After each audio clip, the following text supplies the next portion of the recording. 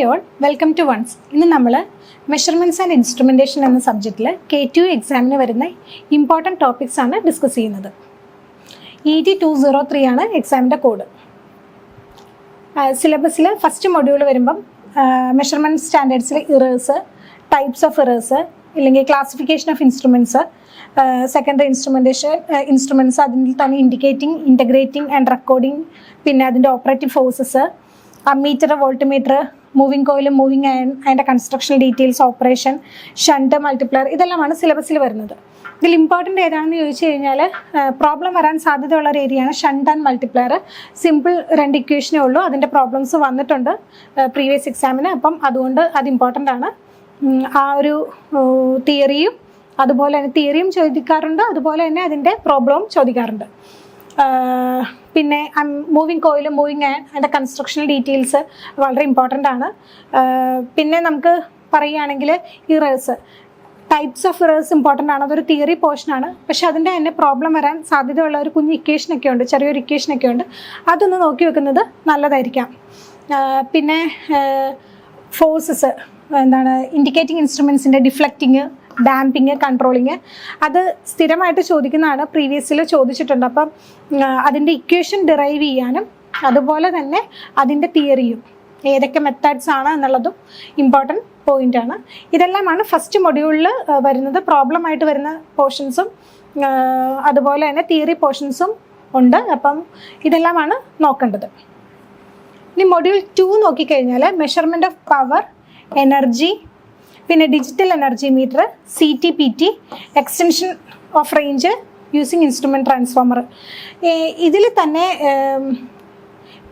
What മീറ്ററിൻ്റെ problem important ആണ്. അതിൻ്റെ ഒരു ഇക്വേഷൻ ഉണ്ട്.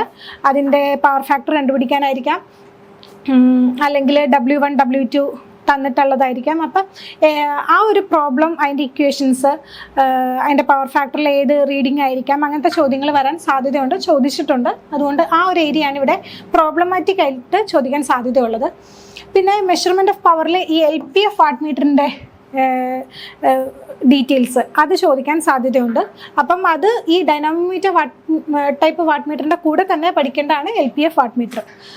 അതുകൊണ്ട് മെഷർമെൻറ്റ് ഓഫ് എനർജി പറയുകയാണെങ്കിൽ കൺസ്ട്രക്ഷൻ, അതിൻ്റെ വർക്കിംഗ്, അതിൻ്റെ അകത്ത് തന്നെ ഇൻഡക്ഷൻ ടൈപ്പ് വാട്ടർ മീറ്ററിൻ്റെ അതിൻ്റെ ഫിഗർ, അതിൻ്റെ തിയറി പോർഷൻസ് ഇമ്പോർട്ടൻ്റ് ആണ്. അപ്പം ഈ ഇൻഡക്ഷൻ ടൈപ്പ് വാട്ടർ മീറ്ററും ഡൈനാമോമീറ്റർ ടൈപ്പ് വാട്ട് മീറ്ററും പഠിക്കുക. അതിൽ ഈ ഒരു പോർഷനിൽ പ്രോബ്ലത്തിൻ്റെ ഇക്വേഷൻസും കൂടി ഒന്ന് ഓർത്ത് വെക്കുക. ഇനി ഡിജിറ്റൽ എനർജി മീറ്റർ നോക്കുകയാണെങ്കിൽ ഡിസ്ക്രിപ്ഷൻ മാത്രമേ ഉള്ളൂ. അപ്പം TOD മീറ്ററും സ്മാർട്ട് മീറ്റേഴ്സും നല്ലതുപോലെ ഞാൻ എക്സാം ക്വസ്റ്റ്യൻ പേപ്പർ ഡിസ്കഷനിൽ ആഡ് ചെയ്തിട്ടുണ്ട്. അപ്പോൾ ആ ഒരു ക്വസ്റ്റ്യൻ തിയറി ആ ഒരു രീതിയിൽ വായിച്ച് പഠിക്കുക. CTPT വരുമ്പം അതിൻ്റെ ഫേസർ ഡയഗ്രാം, അതിൻ്റെ തിയറി, ഫേസർ ഡയഗ്രാം മാത്രമായിട്ട് ചോദിക്കാം, ഇല്ല കമ്പാരിസൺ ആയിരിക്കാം ചോദിക്കുന്നത്. അതുപോലെ ഫേസ് ആംഗിൾ ഇറേഴ്സ് അത് ചോദിച്ചിട്ടുണ്ടായിരുന്നു. അതെല്ലാം നമ്മളുടെ ക്വസ്റ്റ്യൻ പേപ്പറിൽ ആഡ് ചെയ്തിട്ടുണ്ട്. അപ്പോൾ ആ ഒരു പോർഷൻസൊക്കെ ഇമ്പോർട്ടൻ്റ് ആണ്. അതിൻ്റെ അകത്ത് ഫേസർ ഡയഗ്രാം അറിയാമെങ്കിൽ ബാക്കി ഡെറിവേഷൻ നമുക്ക് ചെയ്തെടുക്കാൻ പറ്റും. അപ്പോൾ ആ ഒരു ഫേസർ ഡയഗ്രാം, അതിൻ്റെ തിയറിയും നോക്കുന്നത് ഇമ്പോർട്ടൻ്റ് ആണ്. പിന്നെ ഹോൾ എഫക്റ്റ് മൾട്ടിപ്ലയർ ചോദിച്ചിട്ടുള്ളതാണ്. ഇൻസ്ട്രുമെൻറ്റ് ട്രാൻസ്ഫോമേഴ്സ് ഇമ്പോർട്ടൻ്റ് ആണ്. എന്നാലും കൂടുതൽ ഈ ഒരു ഏരിയ ആണ് ഇമ്പോർട്ടൻ്റ് ആയിട്ട് നിങ്ങൾ നോക്കേണ്ടത്. ഡൈനാമോമീറ്റർ ടൈപ്പ് വാട്ട് മീറ്ററും അതുകൊണ്ട് ഇൻഡക്ഷൻ ടൈപ്പ് വാട്ടർ മീറ്ററും ആണ് കൂടുതൽ ഇമ്പോർട്ടൻ്റ് ആയിട്ട് നോക്കേണ്ടത്. ഈ ഒരു ഏരിയയിൽ നിന്നായിരിക്കും പ്രോബ്ലം കൂടുതൽ വരാൻ സാധ്യത. അതുകൊണ്ട് ഡിജിറ്റൽ എനർജി മീറ്ററിൻ്റെ തിയറി പഠിച്ചു വെക്കുക. CTPT ഇത്രയും ഇമ്പോർട്ടൻ്റ് ആണ്. ഇതും ഒക്കെ നോക്കുന്നത് നല്ലതായിരിക്കും. എന്നാലും ഈ ഒരു ഏരിയ ആയിരിക്കും കൂടുതൽ വരാൻ സാധ്യത. എന്താണേലും ആ ഒരു ഏരിയയിൽ നിന്നുണ്ട്. ഇനി മൊഡ്യൂൾ 3 നോക്കുകയാണെങ്കിൽ measurement of low, medium, high resistance ഉണ്ട്. അതിൽ തന്നെ Wheatstone's bridge, loss of charge method, measurement of earth resistance, ഇത് വളരെ ഇമ്പോർട്ടൻ്റ് ആയിട്ട് പഠിക്കണം. അത് ഡയറക്റ്റ് അങ്ങനെ തന്നെ ചോദിച്ചിട്ടുണ്ട്. ലോസ് ഓഫ് ചാർജ് മെത്തേഡൊക്കെ ചോദിച്ചിട്ടുണ്ട്. അപ്പം വീസ്റ്റൺസ് ബ്രിഡ്ജ് ചോദിക്കാറുണ്ട്. അതെല്ലാം വളരെ എളുപ്പമാണ്. അപ്പം കെൽവിൻസ് ഡബിൾ ബ്രിഡ്ജ്, ആ ബ്രിഡ്ജ്, അതിൻ്റെ ഇക്വേഷൻ ഡിറൈവ് ചെയ്യുക, അതെല്ലാം സിമ്പിളാണ്. പക്ഷേ അത് പഠിച്ചാലാണ് നമുക്ക് കിട്ടുള്ളൂ. അതിൻ്റെ സർക്യൂട്ട് ഡയഗ്രാം ആണ് ഇമ്പോർട്ടൻറ്റ്. പിന്നെ അതുകൊണ്ട് സെൽഫ് ഇൻഡക്റ്റൻസ്, അത് മാക്സ്വെൽസ് ഇൻഡക്റ്റൻസ് ബ്രിഡ്ജ് ഉണ്ട്, ഷെറിൻസ് ബ്രിഡ്ജ് ഉണ്ട്, ഒരുപാട് ബ്രിഡ്ജുകളുണ്ട്. അപ്പോൾ ഓരോ ബ്രിഡ്ജ് എടുത്ത് അതിൻ്റെ ഫേസർ ഡയഗ്രാം അത് ഏത് ചോദിക്കുമെന്ന് നമുക്ക് പറയാൻ പറ്റില്ല. അതുകൊണ്ട് തന്നെ ഓരോ ബ്രിഡ്ജും അതിൻ്റെ ഇക്വേഷനും ഫൈനൽ ഇക്വേഷൻ എന്തായിരിക്കും എന്ന് ഓർത്ത് വെച്ച് കഴിഞ്ഞാൽ ബാക്കി ഡെറിവേഷൻ നമുക്ക് അറിയാൻ പറ്റും. അതുകൊണ്ട് തന്നെ അതിൻ്റെ ഫേസർ ഡയഗ്രാം വളരെ ഇമ്പോർട്ടൻ്റ് ആണ്. എല്ലാത്തിനും ചോദിച്ചിരിക്കുന്ന എല്ലാം നമ്മൾ ക്വസ്റ്റ്യൻ പേപ്പറിൽ ഡിസ്കസ് ചെയ്തിട്ടുണ്ട്.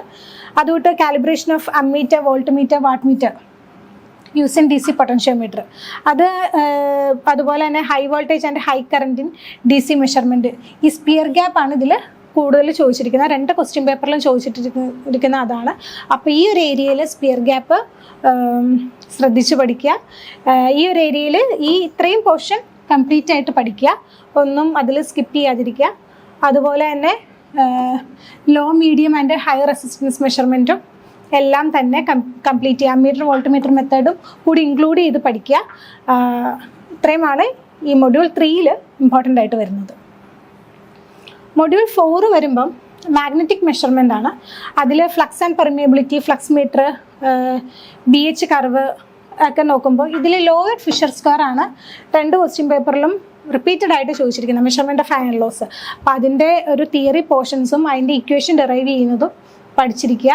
അവിടെ ബാലിസ്റ്റിക് ഗാൽവനോമീറ്റർ, ഫ്ലക്സ് മീറ്റർ, ഇതെല്ലാം ഇമ്പോർട്ടൻ്റ് ഏരിയ ആണ്. അപ്പോൾ അത് നോക്കി എടുത്ത് പഠിക്കുന്നത് നല്ലതായിരിക്കും. അതുപോലെ മെഷർമെൻറ്റ് ഓഫ് ലൂമിനസ് ഇൻറ്റൻസിറ്റി, ഈ photoconductive transducer, photovoltaic cell, അത് തമ്മിലുള്ള കമ്പാരിസൺസ് ചോദിച്ചിട്ടുണ്ട്. ഇനി RTD സ്ഥിരമായിട്ട് ചോദിക്കാറുള്ളതാണ്. നെഗറ്റീവ് ടെമ്പറേച്ചർ കോഎഫിഷ്യൻറ്റിനെ കുറിച്ച് ചോദിക്കാറുണ്ട്. തെർമിസ്റ്റേഴ്സ് ഇമ്പോർട്ടൻ്റ് ആണ്. അപ്പോൾ ഈ എടുത്ത് പറഞ്ഞിരിക്കുന്ന പോർഷൻസ് പഠിക്കുന്നത് നല്ലതായിരിക്കും. തെർമിസ്റ്റേഴ്സും തെർമോകപ്പിൾസും തമ്മിലുള്ള ഡിഫറൻസ് ചോദിച്ചിട്ടുണ്ട്. അപ്പം ഇത്രയും പോർഷൻസ് ആയിരിക്കും ഇതിൽ നിന്ന് റിപ്പീറ്റഡ് ആയിട്ട് വരാൻ സാധ്യതയുള്ളത്. ഇനി മൊഡ്യൂൾ 5 നോക്കുകയാണെങ്കിൽ ട്രാൻസ്ഡ്യൂസേഴ്സ് ആണ്.